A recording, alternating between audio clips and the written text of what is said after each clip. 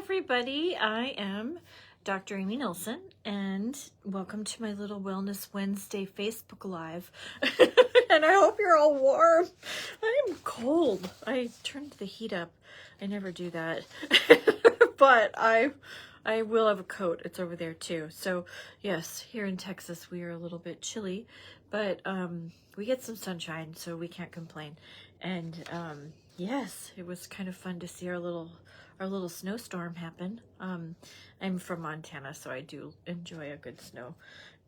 Because I don't know, it is fun to go play in the snow. My son was so excited. So I just hope everybody's warm and you're taking care of yourselves. And so I thought today would be a fun day to talk about those thyroid antibodies, because I'm keeping good on my promise that I made to you last week that we would talk about this.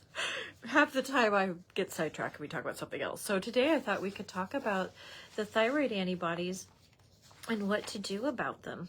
We've talked about this a lot, in that there's, suggested studies that say 7 to 15 years before the thyroid truly malfunctions, we have the presence of the TPO antibody and the thyroglobulin antibody. And these are the two antibodies that will lead you to autoimmune hypothyroid, meaning Hashimoto's, right? There's other antibodies that may stimulate the thyroid. So those are the thyroid stimulatory immunoglobulin, and then the thyroxine and receptor antibody, TRAB, but it doesn't stand for thyroid and it doesn't stand for thyroglobulin. It's TRAB. I think I'll have to look it up. Sorry guys, I can't remember. It's the T is not the T you'd think of, which is where I'm stuck right now. I always have to look it up. So TRAB. So there's a receptor. So there's an antibody that can stimulate the receptor, and there's two varieties of them. So that's really what we're looking at. So the abbreviations for that are TRAB and the TSI. Okay. And so what happens is that stimulates and you get a hyperthyroid event. We used to kind of call it Graves' disease. We still sort of do, but I think it's not nice to call something a grave. No, it really kind of makes people scared when you say Graves' disease and they heard the word grave and you're like, well, not talking about that. And so it's a hyperthyroid stimulation. So that's also autoimmune. And so when we want to reduce these antibodies, we do focus on reducing the bowel inflammation. And I just, shortly kind of Googled it and came up with the meta-analysis that was published in the National Institute of Health that says, and it's right here, maybe I can try to put a link down below, the effect of gluten-free diet on autoimmune thyroiditis progression in patients with no symptoms or history of celiac disease, a meta-analysis. So that means that the researchers looked at all the different studies out there and tried to get a conclusion. Excuse me. And you can do that with a method, right? So you can do that with your handy dandy statistics. You've heard me say this before, statistics is one of your most important classes.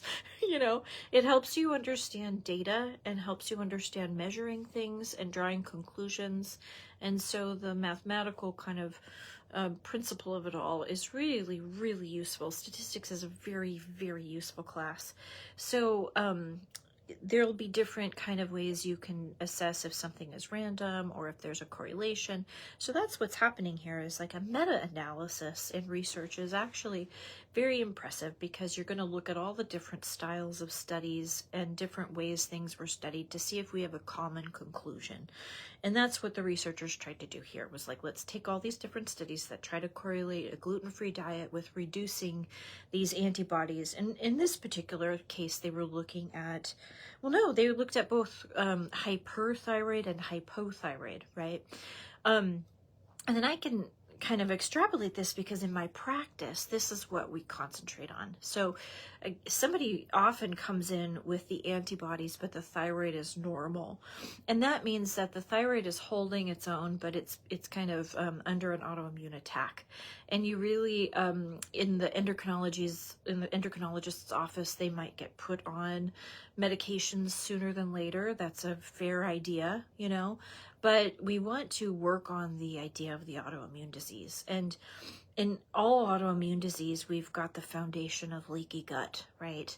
And leaky gut means that we've got more bowel inflammation than even we might know of. You don't have to have celiac disease diagnosed with signs and symptoms to have non-celiac gluten enteropathy. That's a very common thing. In fact, even in celiac disease, we mentioned this at the last conference that I went to, there can be plenty of people who have straight up celiac disease but don't have symptoms. So don't believe your bowel all the time. You know, back up and think about other chronic illnesses and where you're getting chronic inflammation. And that digestive system is probably, don't rule it out so quickly. You know, we have that a lot in my office where we're seeing these signs of bowel inflammation and people will say, yeah, but I'm fine. I wish you would have diarrhea, but you know, I don't wish that for everybody, but it is to prove that they're not fine, you know, because that's a really hard thing to determine. You're like, yeah, but I'm fine. And you get these early stage inflammatory things happening, and maybe it's just gas and bloating, but maybe the vitamin D level is low, or, you know, maybe you've got this, you know, these antibodies that are present. Then we know that the bowel is not fine. Excuse me, I've got some allergies because you know what happens in Texas when the sun comes out. But now, I think I'll be doing some dehydratation later. Maybe even later in this little talk. Anyway, so the point being is the bowel can be way more inflamed. Hi there. This is Doretta. Oh, it's good to see you. I'm just doing a cute little Facebook Live on thyroid antibodies. So, and I always love participation. So if you have a question, just shoot it out there. I would always love to. Otherwise, I feel like I'm talking to myself, and I do that a ton already. So anyway, lowering those thyroid antibodies, can it be done? Yeah, it can. And again, we're going to go over this meta-analysis to make sure that I'm not making this up. But in my practice, especially, we come in and we've got the antibodies present, but the thyroid might be fine. The person may or may not be on medication. First thing I do is absolutely take them off gluten. And the other thing is dairy. You know, and this particular meta-analysis focuses on gluten, but dairy is also a culprit too. And so there's a lot of these analysis or these studies that definitely correlate. We call it the origin story or the etiology of Hashimoto's and Graves' disease. You will see, like in numerous studies, you'll see these patients having been tested for food sensitivity panels, and like, I don't know, I'm making this up, upwards of 90%, but it was the majority, the strong majority had a gluten and a dairy problem. So you almost can just out of the gates say, hey, quit eating gluten, quit eating dairy. And here I'll read, okay, so background talked about, like, you know, the statistics, or the background tells you about gluten issues and what, you know, what Hashimoto's and what Graves' disease is. Here are the methods, which tells the statistical measurements that they used. Here are the results. I'll read to you the conclusion. This is the first meta-analysis investigating the effect of Graves' disease, of gluten-free diet on Hashimoto's thyroiditis. Our results seem to indicate a positive effect on the gluten deprivation on thyroid function and its inflammation, particularly with Hashimoto's thyroiditis and Graves' disease. I don't know what there's an abbreviation here. They do this in articles all the time, but they're abbreviating Graves' disease. However, clinical lines of evidence are not yet sufficient to recommend this dietary approach to all patients with the diagnosis of Hashimoto's. This is where I kind of laugh a little at this study. So you just told me you had a meta-analysis that showed me a positive situation with just telling somebody to quit eating gluten and seeing their thyroid function improve. But then the next sentence you're going to say there's not enough sufficient data. You just did a meta-analysis. No, studies, you need to read them like this. You need to read them with a level of like skepticism and a level of like curiosity and a level of like sleuthiness, okay? Because I would kind of, I would wonder why they said that.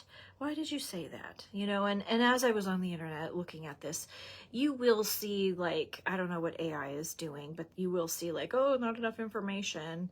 Well, how did you say that? Because here's a meta-analysis that just says that. And then I know in my practice and the conferences that I go to and the functional medicine and naturopathic doctors, we always, always, always talk about that. We talk about leaky gut. We talk about the foods that cause that. We talk about the ways you can have gut inflammation without even knowing it. And here, what is the harm? What's the harm in taking away gluten for a segment of time and measuring the antibodies? Do it in your own body.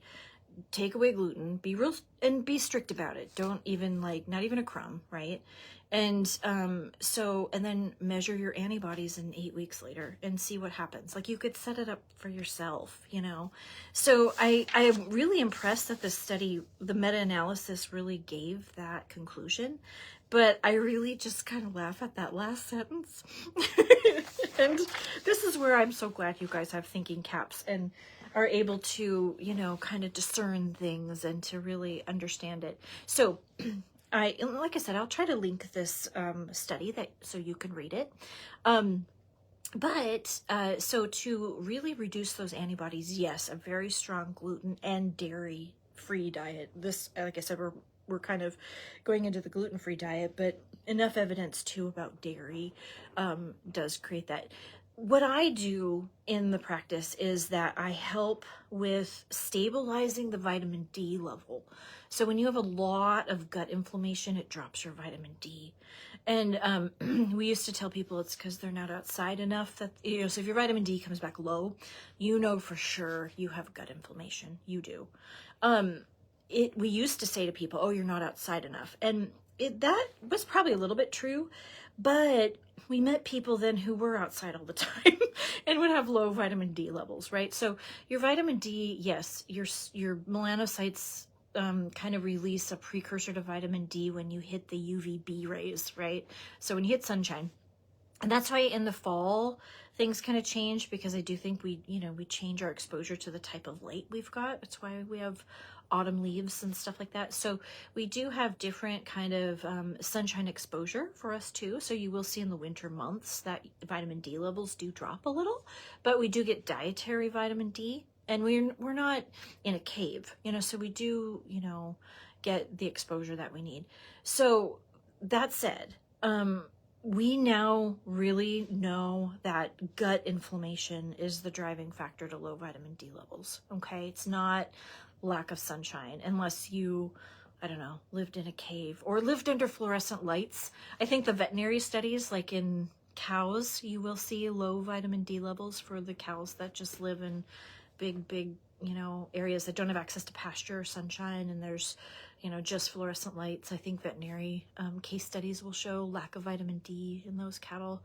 That's the extent that I know of that. I remember reading that. But vitamin D is like your body outcompetes it. So like, we'll just do a quickie, like vitamin D precursor from the skin goes to the liver for some metabolism, goes to the kidney for final metabolism, and then out to the body. So if the gut is inflamed, and it can be really mildly inflamed without you knowing about it, like we're mentioning, remember you have a lot of surface area in the bowel, and your bowel surface area, I looked it up, the size of a pickleball court. Another reason to love pickleball. So you can have a lot of this inflammation in the digestive system and have it being, you know, spending the vitamin D. So first off, you have a quick epithelial turnover in the bowel. It's like 2 weeks and you have new kind of tissue turnover in the bowel. It's one of those areas of your body that have high metabolic rate. So the tissues turning over very quickly. And so that itself requires vitamin D. But if we're inflamed, now the body is super duper spending the vitamin D. So especially when the vitamin D level gets below 30, now we got a problem. You know, we have a problem for the immune system. As your vitamin D is really important for especially the Th1 system, that's the garbage bin. So remember, you've got monocytes that convert into macrophages, and vitamin D is there to help them do that. So if vitamin D is not there, then we're getting some deficiencies in that immune system. And so we're starting to see then the system may not be trained enough to not recognize self, right? And then you've got the exposure then to gluten and dairy. And so the theories are that probably those proteins are what kind of gets started, and they might mimic then different structures and tissues in the thyroid. So then we've got this autoimmune irregularity, and then that ball gets rolling, right? So how do you fix it? Remember, get the inflammatory foods out of the system, start the bowel healing, fix the leaky gut. That's a tall order in itself. That's a little bit more complicated than people may think. And hopefully it, doesn't take it too long, but you want to be fixing your leaky gut and maintaining bowel healing all the time. So our GI systems are hard because we just got done with holidays, right? So it is common to be exposed to stuff. It's like you have a cut on your finger and you keep hitting it, right? And so if you were like, oh, I was almost healed, I was almost ready to take the Band-Aid off, and then boom, I hit it and opened it up again. It's hard for that to heal, right? So the GI system's a little bit like that. If we get these little accidental exposures or these semi-accidental pseudo-accidental exposure, meaning I love pecan pie just like the rest of us, and so I get it. So that is, it's a hard situation. And it is, I don't food shame anybody. It just is what it is sometimes, but we have to try to be working forward toward a goal. There'll be some setbacks. That's okay, but long story short is you're trying to get that bowel healing going. That's super important with autoimmune anything, especially the thyroid. So then help restore the vitamin D level to at least above 50, but there's kind of an optimal range around 70 that we really like to see for the immune support, right? Then what you want to do is help the immune system out.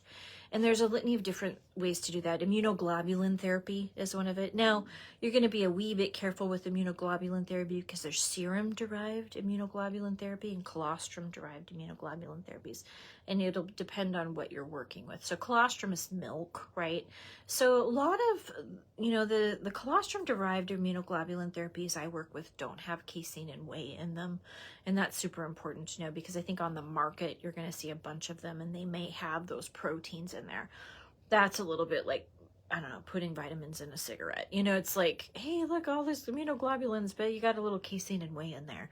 So the ones that I'll use really have kind of isolated those proteins out. Or we'll just use a serum-derived immunoglobulin therapy. So immunoglobulins help retrain the immune system out. So they're different. Think of them as like signaling molecules that'll up or down regulate the immune activity. In an autoimmune condition, you almost want to deregulate certain aspects of that immune activity while helping other aspects out, okay? Now, what are some herbs that can do that? Those would be the immune adaptogens. And so I'll show you a couple of them. And then one I don't have in my stock. I really like reishi, maitake, shiitake, those kind of the mushrooms, right? Those are all immune adaptogens. And then I usually use andrographis. Andrographis is one of my favorite herbs. We could just do a whole talk on andrographis.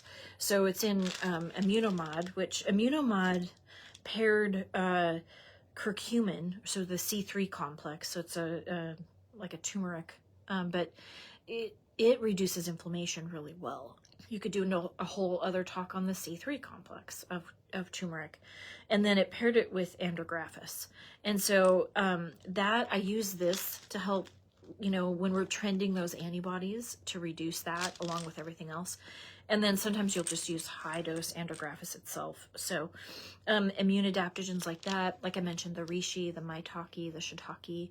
I will use usually Research Nutritionals brands for those. Or there's a Host Defense. That's a pretty good company. Here's an example of one of the immunoglobulin therapies that we'll use.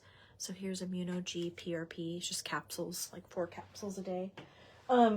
You will help the thyroid out. So a lot of times in endocrinology, they'll get a prescription of Levo or something like that, which is a smart idea.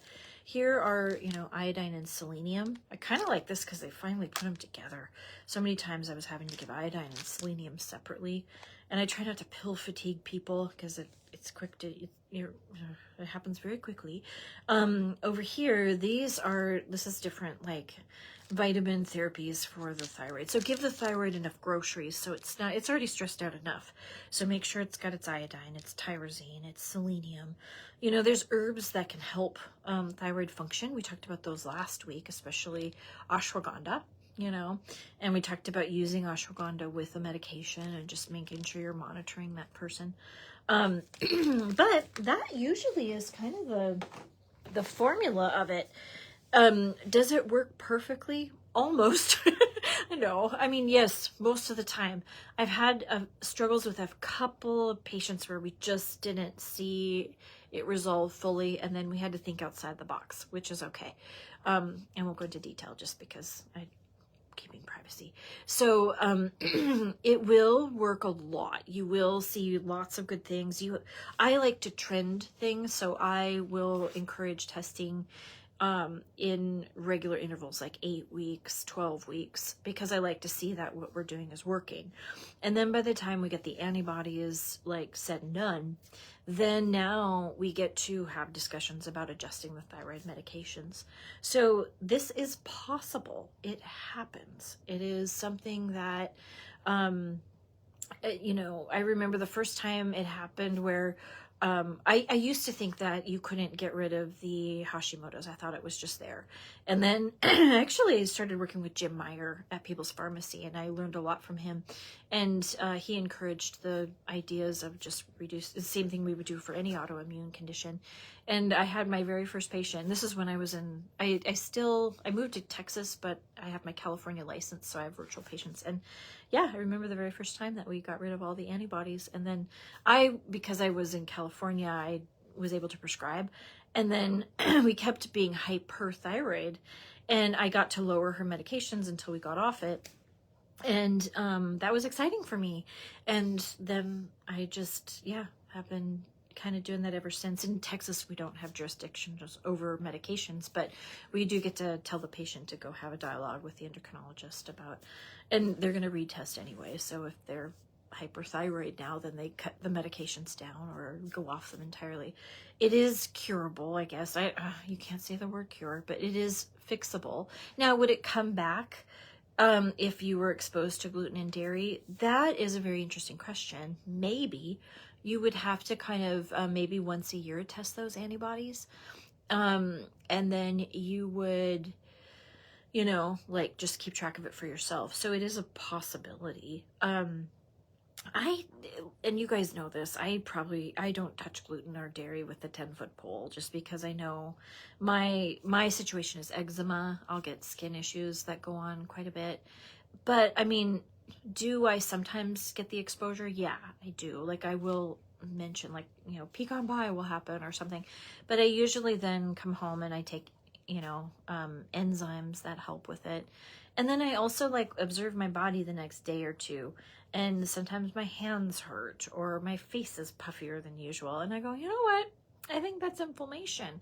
So it helps you draw conclusions differently in your body. And so like I say to patients, I mean, eat healthy 85 to 95% of the time. That's really where we want you to be. If something's going on like this, yes, you're going to have to be strict for a little while, and you're going to have to, you know, let your body heal. And we don't know how long that's going to take. I sometimes call those the crystal balls questions, because people will ask, how long will it take me to get better? And you can guess, but you don't know. It's up to your body. And if I were adamant on saying, this is the amount of time, I don't have any proof of any of that. That's, you know, I'm either being silly or, you know, I can guess really well, but I always tell them that too. Like, I really don't know is the answer. And I'm impatient. I want to see things changed in at least, gosh, 8 weeks, 12 weeks is my little time frame. Like, I would like to see a comparison with that. So there, you know, there's that, but I do know it takes time. But I've seen people be too patient as well, you know, where they've just spent too much time in something, and you want to make sure something is changing in the right direction, you know. And then, you know, like other cases where maybe we've gotten all the way down to like almost the antibody levels being normalized, but they hang on for some reason, don't know why. And that, you know, that requires a lot more thinking and investigating and stuff like that. So anyway, I hope this helped. I am going to go back to work. But I enjoyed this a lot, and I'm glad to do this. So next week we'll talk about something else, I'm sure. But if you have any suggestions or questions, just let me know. And I always love a nice, fun biochemistry topic or, you know, a naturopathic topic. I'm sure something will be exciting to talk about next week. yeah, and we'll go from there. Go to my website. I release newsletters. I try to do it every 2 weeks. So we talk a lot. Well, I could, revisit the newsletter topic that we just released, which was the topic of NADH, which I think is a hot topic right now because anti-aging, don't we all want to be not older, I guess. I don't know. It's a funny topic to me because I understand the concept and we understand health and well-being, but aging's fine. We're fine. It's okay. But yeah, the anti-aging, at first when I heard about it, I was like, if you're anti-aging, doesn't that mean you're passed away? Like the only reason or the only real way not to age is that, but I mean, I've had colleagues explain it to me. Well, I think it's having to do with, preserving health and well-being in the body. Okay. Let's call it something different because aging's okay. We're good. Yeah, chasing youth. It's like chasing a rainbow, right? Anyway, okay, guys, have a nice afternoon and stay warm. It was fun hanging out.